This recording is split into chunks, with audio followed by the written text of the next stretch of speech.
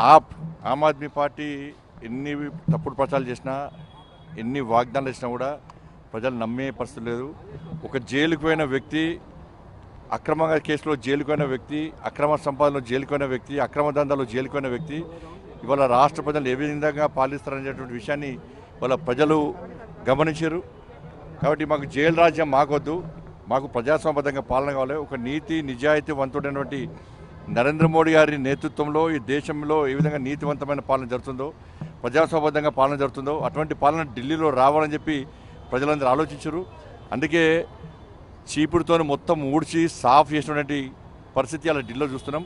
వారు one side విధంగా ఇలా భారతీయ జనతా పార్టీకి అనుకూలంగా ఇలా ఫలితాలు వస్తున్నాయి.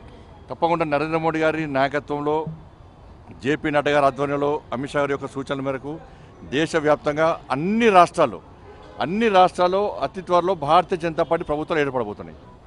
సామాన్య ప్రజలతో పాటు మేధావి వర్గం అంతా కూడా భారతీయ జనతా పార్టీకి ఓటేసింది. ముఖ్యంగా ఉద్యోగస్తులు అందరూ కూడా భారతీయ జనతా పార్టీకి ఓటేసారు. కాబట్టి ఢిల్లీ మాదే, నెక్స్ట్ జరిగేటువంటి ఎమ్మెల్సీ ఎన్నికలు కూడా మాయే. ఇక్కడ కూడా మేధావి వర్గానికి అప్పీల్ చేస్తా ఉన్నా, ఉపాధ్యాయులకు అప్పీల్ చేస్తా ఉన్నా, నిరుద్యోగ యువతకు అప్పీల్ చేస్తా ఉన్నా.